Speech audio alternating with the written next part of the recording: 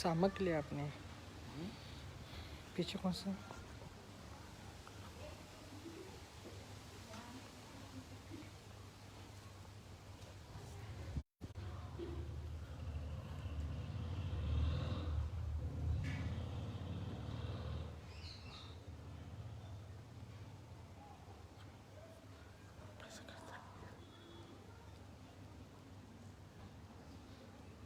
बीच वाला है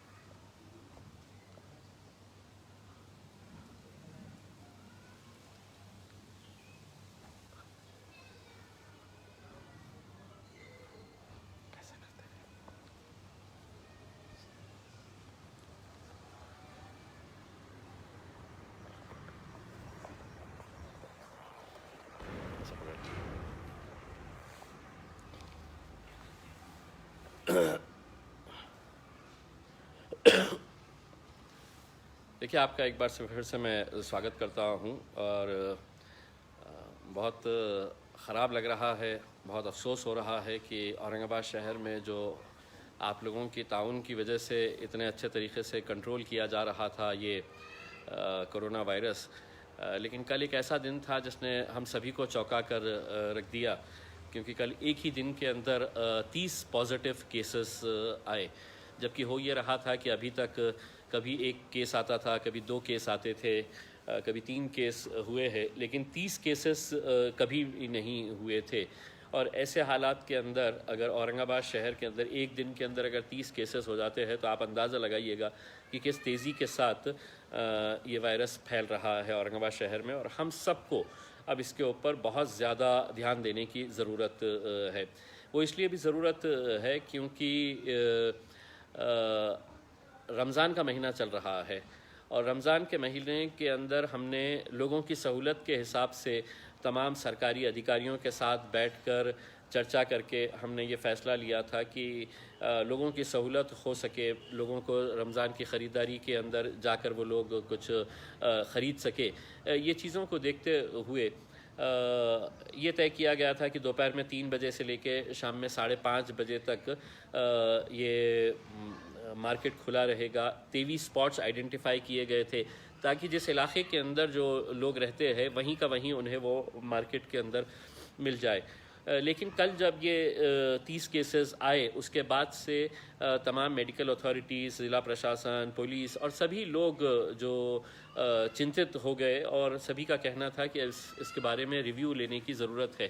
उसी के तहत आज औरंगाबाद डिविजनल कमिश्नर ऑफिस के अंदर डिविजनल कमिश्नर सुनील केंद्रेकर साहब, डिस्ट्रिक्ट कलेक्टर उदय चौधरी साहब, पुलिस कमिश्नर चिरंजीव प्रसाद साहब के साथ साथ महानगर पालिका के अधिकारी और इस शहर के बहुत मोअज़्ज़ज़ उलमाए कराम, समाज सेवी संगठन के ज़िम्मेदार, बहुत सारे कॉरपोरेटर्स, अलग अलग राजनीतिक पार्टियों से ताल्लुक़ रखने वाले, ये सभी लोग यहाँ पर आए और एक विस्तृत तकरीबन 2 घंटे तक चर्चा चली कि क्या किया जाना चाहिए। और एक इत्तेफाक राय से ये फ़ैसला लिया गया कि अब ये जो मार्केट ज़्यादा देर के लिए खुली रह रही थी और बहुत ज़्यादा भीड़ हो रही थी, सोशल डिस्टेंसिंग इसके अंदर ख़तई फॉलो नहीं किया जा रहा था, तो कुछ कड़े क़दम उठाने की ज़रूरत थी। और उस कड़े क़दम के तहत अब ये फ़ैसला लिया गया है कि सुबह 7 बजे से 11 बजे तक, यानी कि सुबह 7 बजे से सुबह 11 बजे तक 4 घंटे तक के लिए ये मार्केट खुली रहेगी। और उसके बाद 11 बजे के बाद से एक स्ट्रिक्ट लॉकडाउन शहर के ऊपर इम्पोज कर दिया जाएगा। यानी कि आपको रमज़ान की ख़रीदारी हो, सब्ज़ी तरकारी हो या बाकी दूसरे भी जितने भी आपको सामान ख़रीदना हो, यही आपको 7 से 11 के समय के दौरान ही आपको ख़रीदना पड़ेगा। उसके बाद बहुत स्ट्रिक्ट लॉकडाउन करने का ये फ़ैसला लिया गया है, सरकार की तरफ से ये फ़ैसला आया है, प्रशासन की तरफ से। और उस मीटिंग के अंदर जितने भी लोग थे सभी ने ये बात की तायीद की, बल्कि कुछ लोगों का तो ये कहना था कि ये 4 घंटे भी बहुत ज़्यादा है, 2 घंटे तक ही आप खुला रखिएगा करके।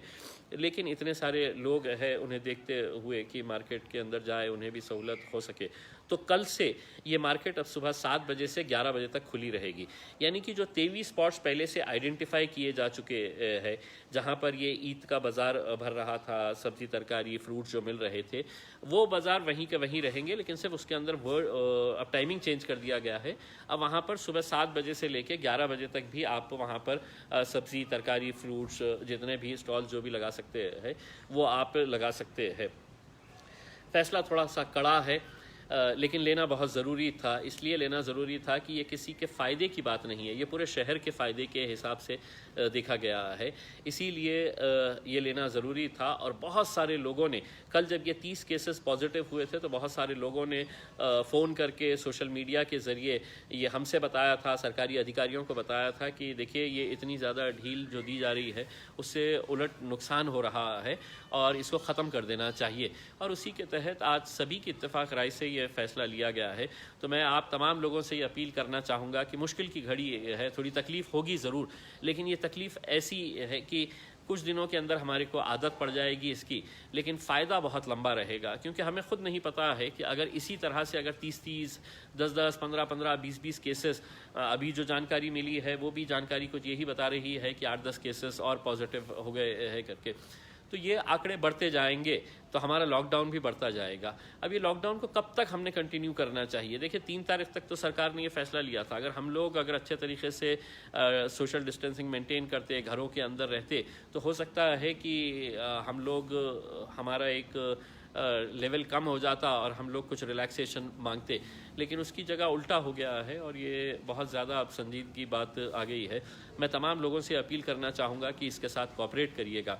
छोटे मोटे जो दुकानदार है, हाथ गाड़ी वाले हैं, जो सब्ज़ी फल फूल बेचते हैं, मुझे मालूम है कि बहुत ज़्यादा तकलीफ़ होंगी उन्हें कि उनका बिज़नेस रुक जाता है, बिज़नेस के ऊपर फ़र्क पड़ता है, लेकिन ये मुश्किल की घड़ी है। और जैसा डिविज़नल कमिश्नर साहब ने बताया है कि कोई भी चीज़ की कीमत जान से बढ़कर नहीं है।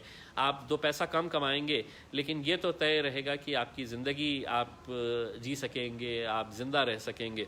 देखिए जो 30 केसेस पॉजिटिव हुए हैं, बड़े हैरानी की बात और सभी लोगों के लिए एक अलर्ट होने की बात है।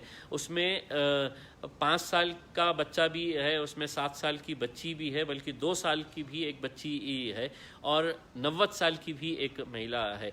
जिस लेडी को पॉजिटिव हुआ था उसके घर वालों का ये कहना था कि ये तो कहीं जाते ही नहीं थे, ये तो घर में ही रहते हैं, ये कभी निकले ही नहीं है घर के बाहर, तो इन्हें कैसे पॉजिटिव होगा? उन्हें पॉजिटिव हुआ उन घर के बच्चों की वजह से जो बाहर जाते थे, और जब घर में आए तो सबसे ज़्यादा उनको आसान टारगेट कौन मिला? तो वो बुज़ुर्ग महिला जिसको फर्स्ट पॉजिटिव हुआ, और उसके बाद जब उनके पूरे घर वालों को टेस्ट कराया गया तो पूरे के पूरे वो पॉजिटिव निकले है।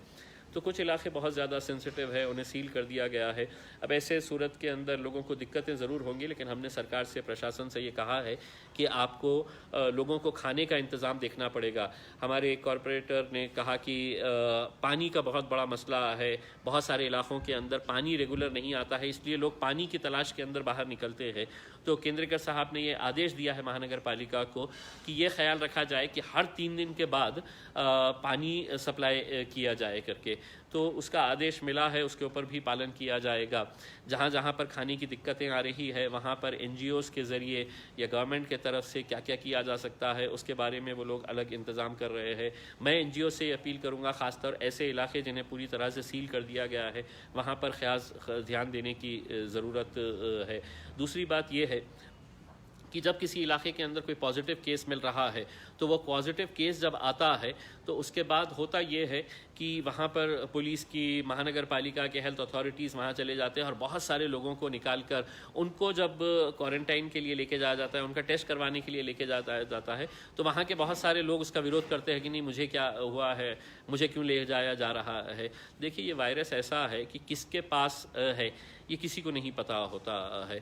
अगर कोई पॉजिटिव आ गया है, वो जिस के भी कांटेक्ट में आता है, उसके करीब में भी जाता है, तो उसको चांसेस होते हैं कि वो पॉजिटिव निकल जाए करके। इसलिए एहतियात के तौर के ऊपर अब बहुत सारी शिकायतें मिली थी कि जो क्वारंटाइन सेंटर्स बनाए गए हैं वहाँ पर अच्छे इंतज़ाम नहीं है। हमने इस बारे में भी सरकार का प्रशासन की तरफ ध्यान आकर्षित किया है और उनसे कहा कि क्वारंटाइन सेंटर्स को बेहतर बनाए। वहाँ पर बल्कि ये कहा गया है कि वहाँ पर कुछ सुविधाएं भी प्रोवाइड की जाए ताकि लोगों का टाइम पास हो सके। वहाँ पर खाने का इंतज़ाम नहीं बराबर से है तो वो ताकीद की गई है प्रशासन को कि वहाँ पर वो खाना जो भी प्रोवाइड किया जा रहा है वो अच्छे तरीके का खाना वहाँ पर लोगों को प्रोवाइड किया जाए।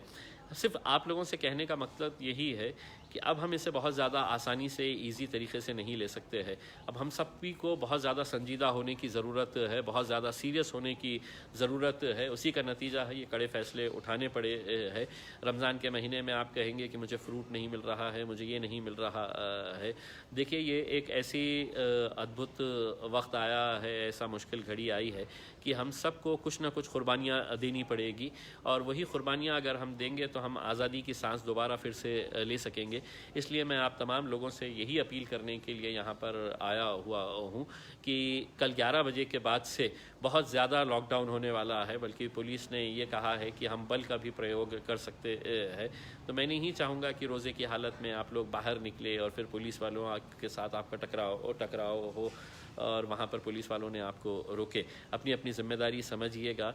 देखिए इतने सारे जब केसेस पॉजिटिव हो रहे हैं और जब उन्हें क्वारंटाइन में रखा जा रहा है तो एक दो जनों की वजह से, गलती की वजह से बहुत सारे पूरे घर वालों को उसका खामियाजा भुगतना पड़ता है।